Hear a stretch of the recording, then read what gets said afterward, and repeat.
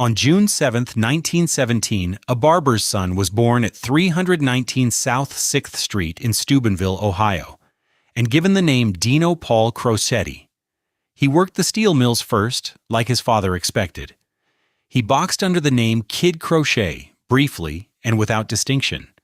He dealt blackjack in a Water Street speakeasy, where the customers tipped in cash, the city never taxed, and the state never saw. Crocetti left for the nightclub circuit and came back famous. Not as Crocetti, but as Dean Martin, one of the most recognized entertainers in the world. Another dealer worked those same tables under the name Dino Cellini and left for a different kind of fame, running mob-linked casinos in Havana alongside Meyer Lansky and Santo Trafficante Sr.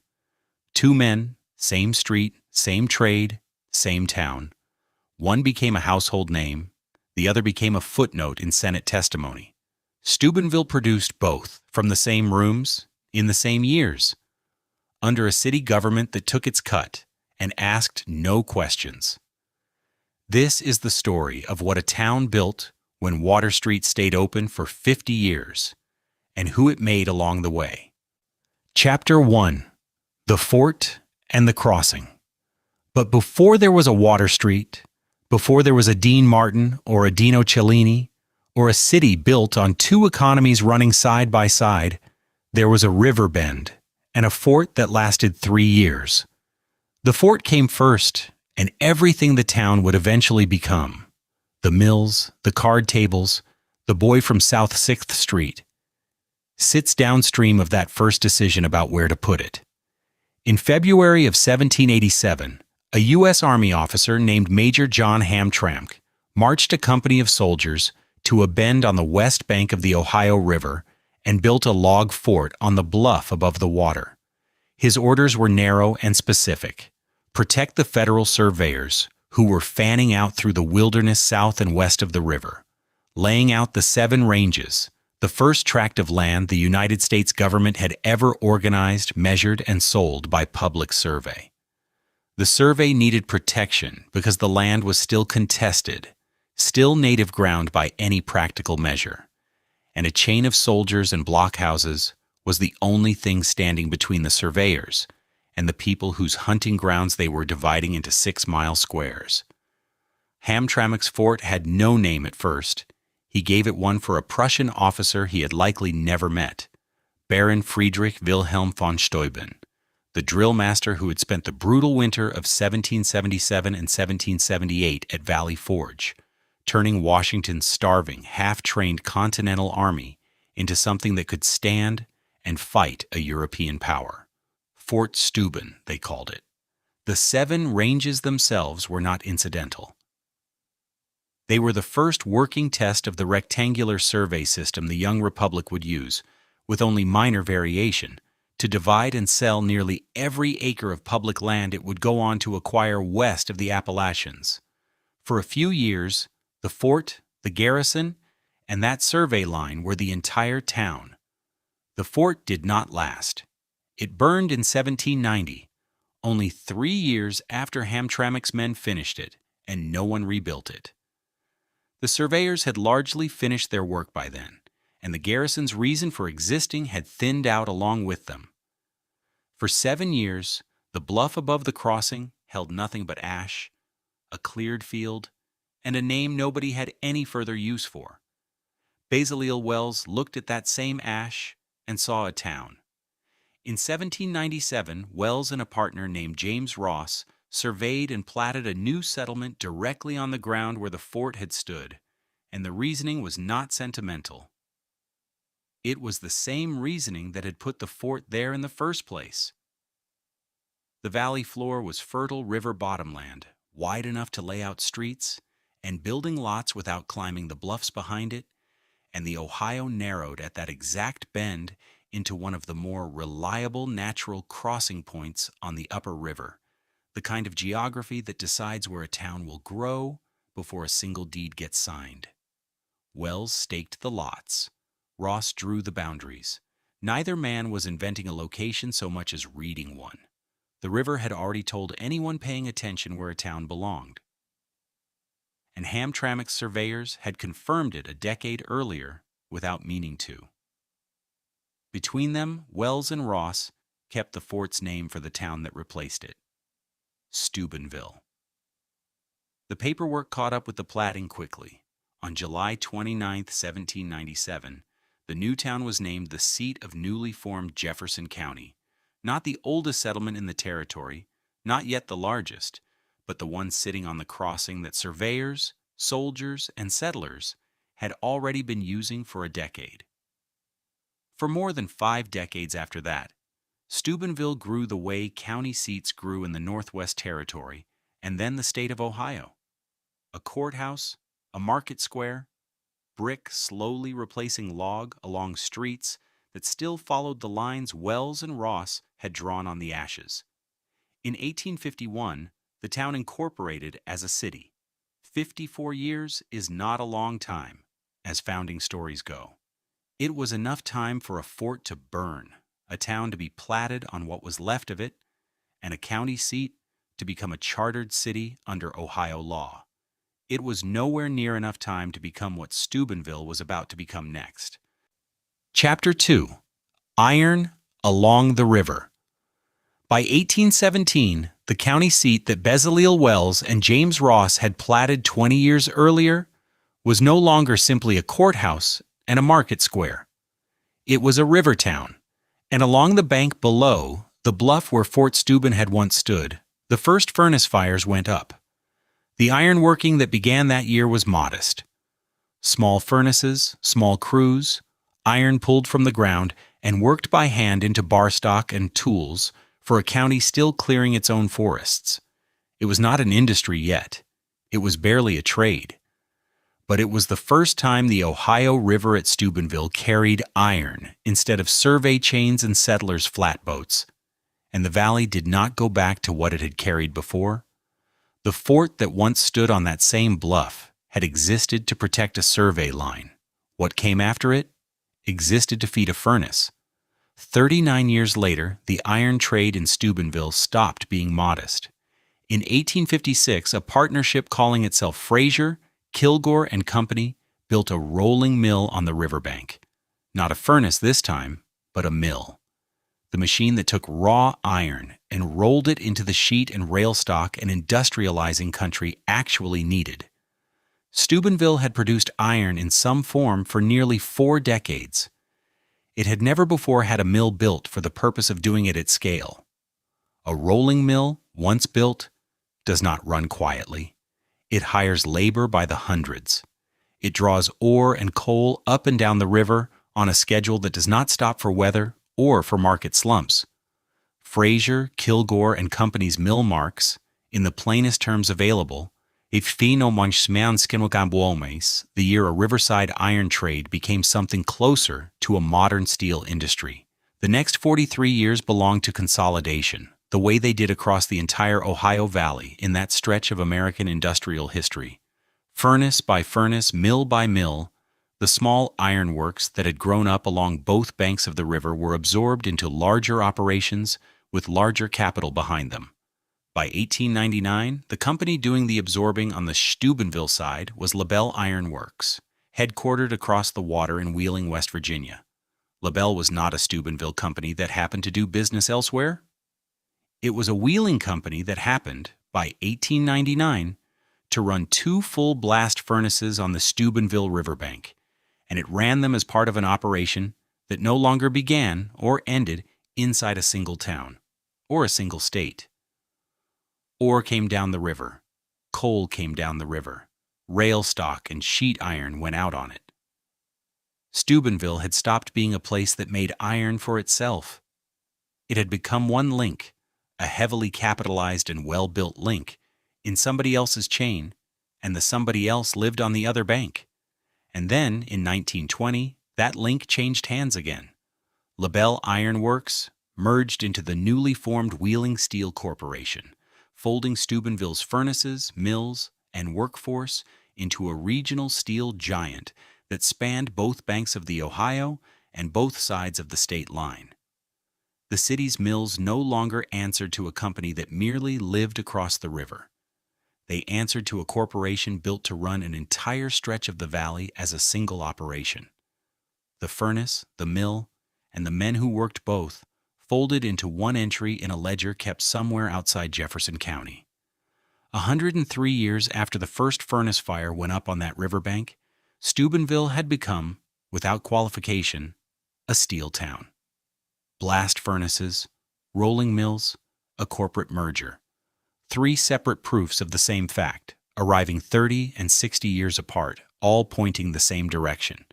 The steel was real. The furnaces were real. The mill was real.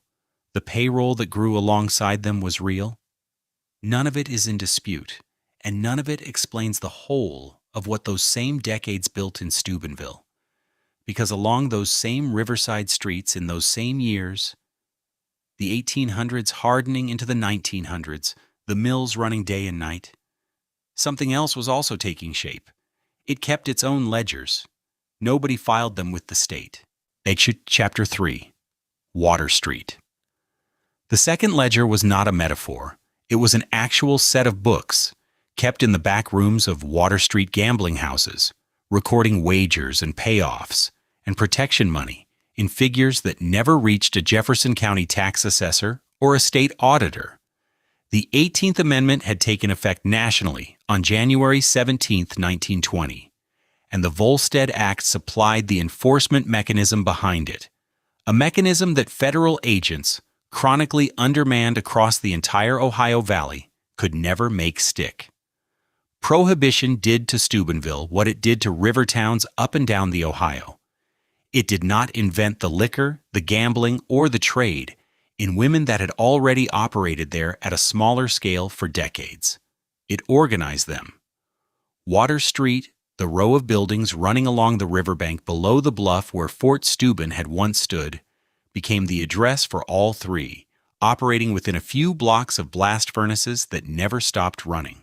Gambling houses filled the storefronts and the rooms above them. Bootleg liquor moved through the same buildings, brought upriver and down by the same barges that had once carried ore and rail stock for LaBelle Iron Works.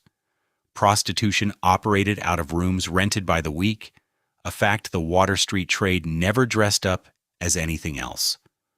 The 3 ran together in the same square blocks under the same arrangement, and the arrangement had a single condition attached to it.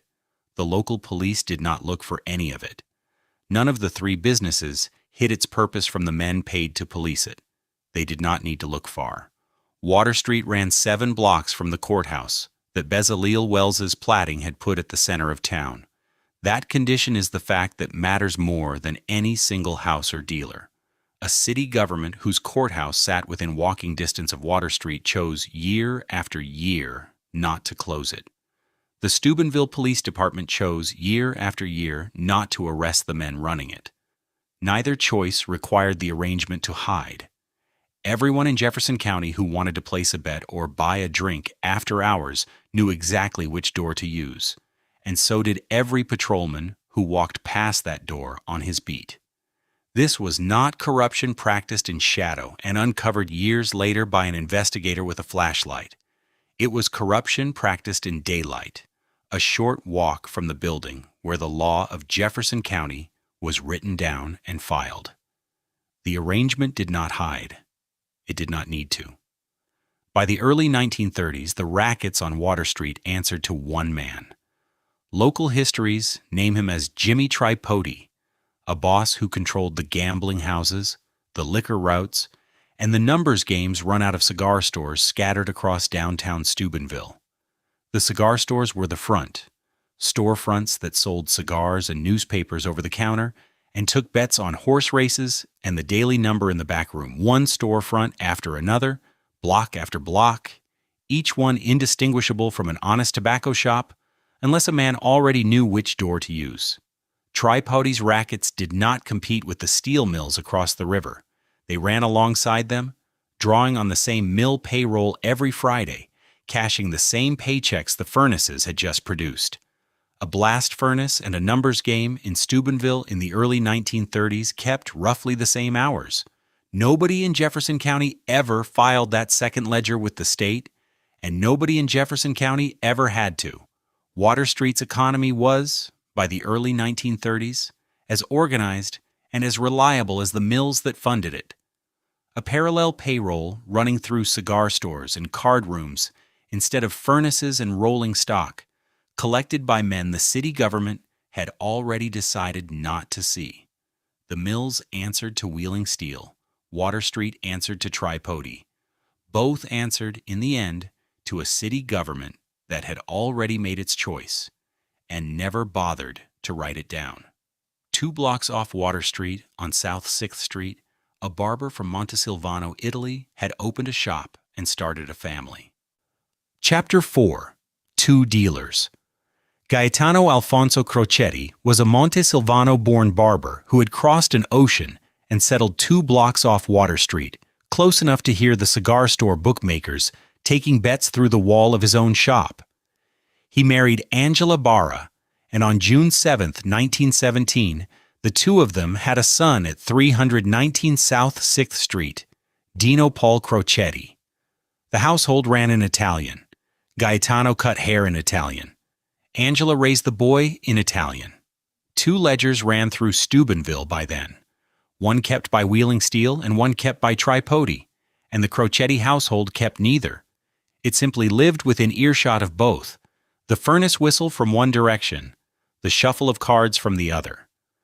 The son who grew up 2 blocks from the busiest illegal economy in eastern Ohio did not speak a word of English until the Steubenville public schools required it of him. That is the household South 6th Street produced, a barber's trade, an immigrant mother tongue, and a city outside the door already keeping 2 sets of books. Water Street trained its boys the way the mills trained their men. Fast, indifferent to a family's last name, and mostly toward nothing more than the next shift or the next hand. The mill took Crocetti first. Like nearly every able-bodied young man in Steubenville in the 1930s, the teenage Crocetti found work in the steel operations that had absorbed the riverbank since Fraser Kilgore's day. Hot, hourly labor that asked no questions. It did not hold him. Within a few years, he had crossed those same 2 blocks and taken a seat behind a blackjack table in one of the gambling houses that answered to Tripodi, dealing cards to mill workers spending Friday's pay before Saturday arrived. He put on gloves under the name Kid Crochet, briefly, without much distinction beyond the name itself. He worked the mill, he dealt the cards, he wore the gloves. None of the 3 kept him. By the time he left for the nightclub circuit running through Ohio's larger cities, Dino Paul Crocetti had already tried steel, cards, and boxing, and discarded all 3 in turn. The boy from South 6th Street became Dean Martin. Steubenville never saw him move back. Not every dealer at those Water Street tables left for a nightclub stage. Dino Cellini worked those same rooms, dealing to the same mill workers who filed through on Friday nights. And when he left Steubenville, he went south instead of east. He surfaces next in Havana, running the casino floor at the Riviera and later the Tropicana. Mob-linked operations he helped operate alongside Santo Trafficani Sr. and Meyer Lansky, the men then assembling the American gambling interests that controlled pre-revolution Cuba. No local paper wrote Cellini up the way Steubenville would later write up Martin. There was no stage name to print, no festival to name after him. He never became a household word. He became instead a name attached to 2 of the largest casino floors in the hemisphere and to the men who ran them alongside him. The arithmetic holds regardless. A Water Street dealer, trained at the very tables Crocetti had just left, ended up running gaming rooms on a scale Water Street itself never approached. 2 dealers worked those tables in the same years and split from there. One carried a stage name into American living rooms. The other carried a house rule from Water Street to Havana, and from Havana, eventually, to Las Vegas. A direct pipeline ran from a small Ohio river town to the casino floors of Havana and Las Vegas, built on the same cigar store bets, collected by the same police who had already decided not to look. Both men were still young men on Water Street when this chapter of the story ends. Crocetti not yet Martin, Cellini not yet a name in a federal file. Still dealing to mill workers who had no idea what either of them would become. Water Street itself had not yet reached the years it would be remembered for. Those years, and the number of people who would call Steubenville home when they arrived, were still coming. Chapter 5. The Take. By 1940, Steubenville had climbed to the top of every curve it would ever climb. The census that year counted 37,651 people, a record the city has not touched since. Packed into a valley 3 miles wide with steel mills stacked along both banks of the Ohio. Wheeling Steel's furnaces, yet the same operation that had swallowed LaBelle Iron Works 2 decades earlier, ran at full capacity, day shift into night shift into day shift again, absorbing every able body the county could send it. The mills did not distinguish between a Water Street dealer's son and a deacon's son. They took whichever hands showed up at 6 in the morning. More steel meant more payroll. More payroll meant more players. More players meant a second economy running alongside the first, taking its percentage the way the mill took its tonnage. Local boosters counted the mills. Nobody kept an official count of what Water Street brought in, though the men who ran it kept their own books, meticulously, the way any going concern does. Population, output, employment. By every measure, Steubenville had never been bigger. It would never be this big again. Picture Water Street on a Saturday night in 1946. The cigar stores that front for the numbers game keep their doors open past midnight. Their windows lit the same amber as the mill 3 blocks over that never goes dark. Cars line the curb with plates from West Virginia, Pennsylvania, Kentucky. Men who drove for hours toward a dice table Steubenville's own police were paid not to see. Dice hit felt. A jukebox runs somewhere behind a beaded curtain. Cigar smoke and river coal smoke settle into the same low cloud over the block. A street that had been an ordinary row of storefronts 30 years earlier now ran on the mill's clock and answered to nobody but the men who owned it. Someone had tried to stop this once. In the 1920s, a Steubenville mayor ordered every piece of gambling paraphernalia removed from the city within 48 hours. Dice wheels, slot machines, cards, gone from every storefront on Water Street, by order of the office meant to police it. Local papers ran the order as proof the city had finally cleaned itself up. The order was obeyed briefly, publicly, and completely. Within weeks, the games were running again at the same tables, run by the same men, as if the 48 hours had never happened. No one was prosecuted. No one resigned. A mayor made a gesture, and a racket's economy shrugged it off. Nothing that came after was slowed by it at all. That failure was local and quickly forgotten. The next one was not. In 1950 and 1951, the U.S. Senate's Special Committee to Investigate Organized Crime in Interstate Commerce, the Kefauver Committee, chaired by Senator Estes Kefauver of Tennessee, turned its attention to the gambling towns of the Ohio Valley, and among the men it called was Mo Dalitz, a casino operator with financial ties to protected illegal gambling operations across the region. The committee's hearings ran in cities across the country for more than a year, and Dalitz's name surfaced alongside operations the panel traced from Cleveland to Newport to Havana, broadcast into millions of American living rooms. The first organized crime investigation most of the country had ever watched on television. Steubenville's Water Street stopped being a private arrangement between a mayor's office and a cigar store bookmaker.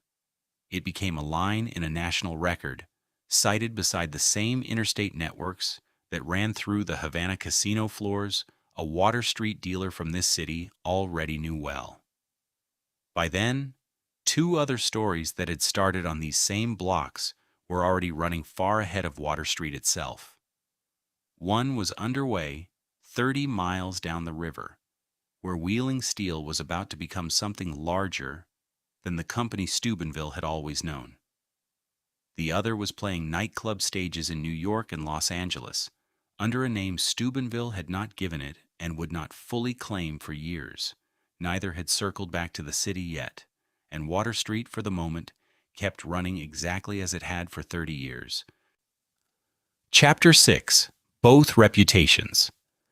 In June 1968, Wheeling Steel merged with Pittsburgh Steel to form the Wheeling-Pittsburgh Steel Corporation, and the numbers that resulted put every earlier claim Steubenville had made about itself into a different category of fact.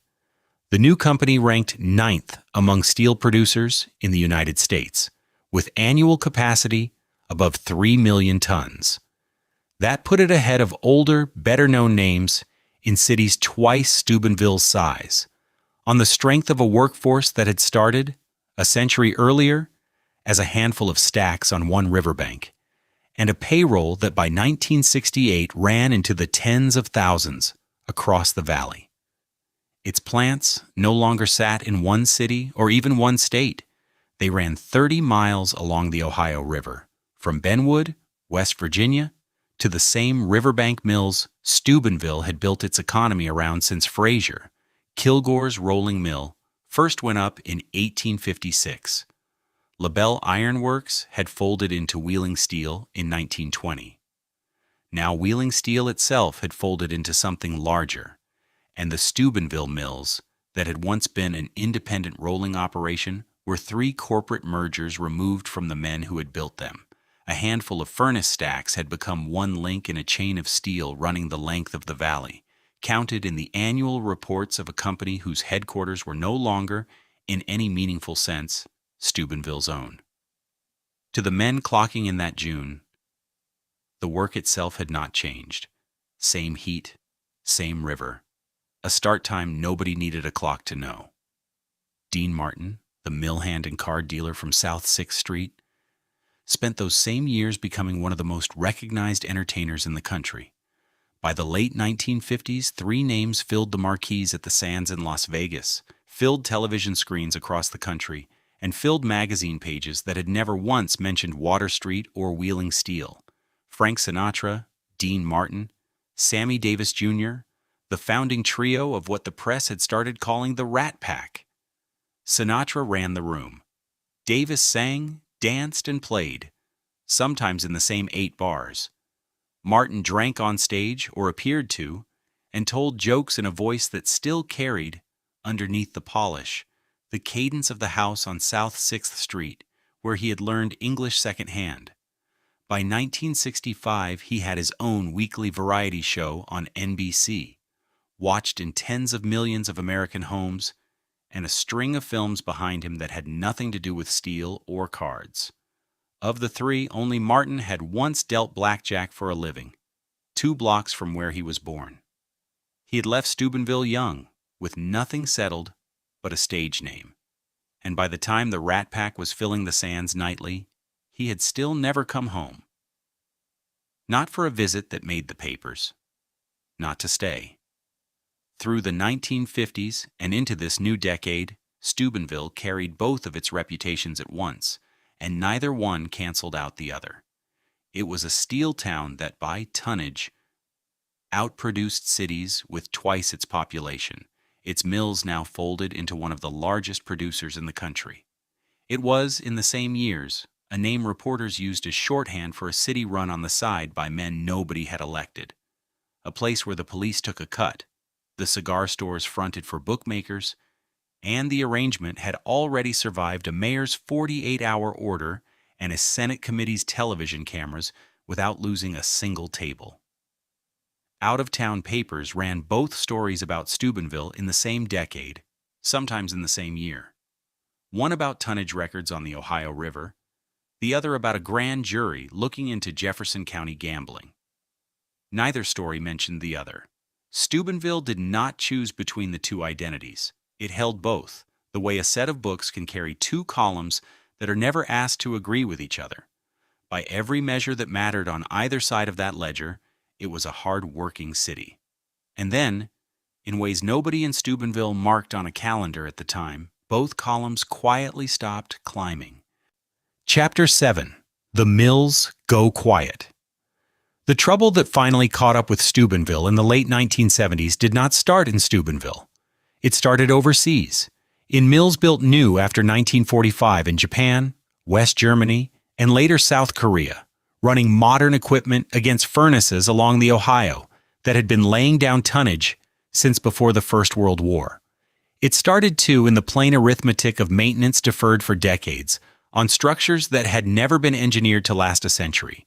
Imported steel undercut American steel on price, region after region, and American producers answered less by rebuilding the oldest lines than by closing them.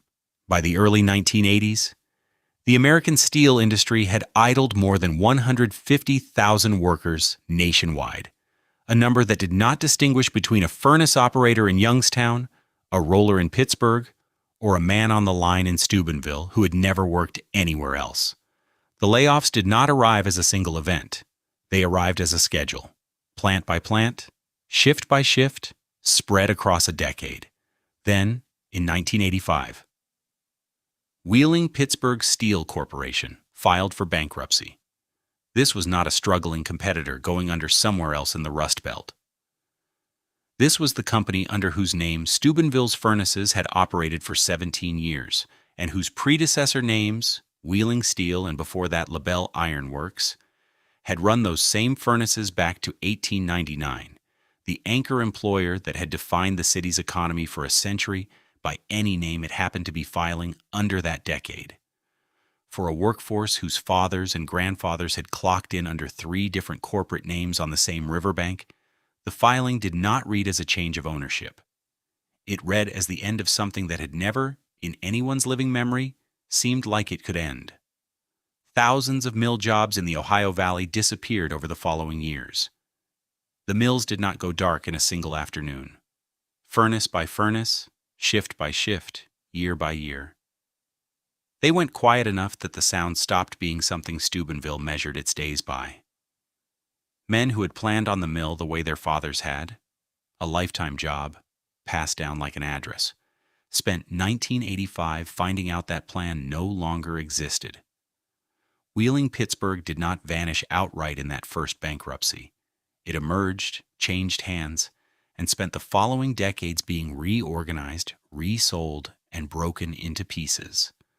Plants bought individually now, rather than held together as one integrated producer, a process closer to a slow liquidation than to any single sale. What had once run as one company along 30 miles of riverbank from Benwood to Steubenville became, piece by piece, entries on someone else's ledger, owned by whichever buyer's balance sheet could absorb a mill that decade. The last of it was gone by 2013. The vice economy that had survived a mayor's 48-hour order in the 1920s and a United States Senate committee's television cameras in 1951 did not survive this. Nothing about its decline resembled a raid, a headline, or a single night when the tables went dark for good. Instead, over those same years, federal organized crime prosecutions worked through the networks that had once tied Jefferson County's bookmakers to the interstate operations the Kefauver Committee had traced to Cleveland and Havana. At the same time, the population that had once made the drive from West Virginia, Pennsylvania, and Kentucky worth taking was shrinking, mill layoff by mill layoff, and shrinking with it both the players at the tables and the disposable income that had kept the cigar stores open for half a century. Water Street did not close so much as run out of customers and cover at the same time. It was the second half of the same sentence the mills had already started. By the time the last piece of Wheeling Pittsburgh's name left the valley, Steubenville had spent nearly 30 years losing in overlapping waves the 2 things that had defined it since the census of 1940, the mill payroll and the money that payroll had always fed downtown. What the city looked like once both had finished draining out was not something anyone in Steubenville needed to imagine. By the next decade, they were living in it. Chapter 8. What Remains. Steubenville's population today stands at 18,161, according to the 2020 census. A little less than half of the 37,651 people who filled the city at its 1940 peak, when the mills ran 3 shifts around the clock and Water Street ran nearly as many hours beside them. A poverty rate near 25% now describes a city that neither version of the old Steubenville, the one built on tonnage, the one built on cards, would have recognized as its own. The mills are gone. The gambling houses are gone. What is left is a smaller city on the same streets where two economies once ran side by side and where both, eventually, ran out of everything that had kept them running. A reconstructed Fort Steuben stands today on the bluff above the river, a museum built on the exact ground Major Hamtramck's soldiers cleared in 1787 to shelter the surveyors laying out the Seven Ranges. Nothing of the original survives. The fort burned in 1790, and what stands now was raised from historical drawings and the archaeological record, not from any timber old enough to remember the fire. Visitors walk through blockhouses built to resemble ones that lasted 3 years the first time and have already stood considerably longer the second. Basiliel Wells platted his town on the fort's ashes in 1797 because the ground was already proven. A century and a half later, Steubenville proved it again, building a museum on the same bluff, for the same reason nobody ever stated outright. Because a river crossing is worth marking, whatever happens to sit on top of it.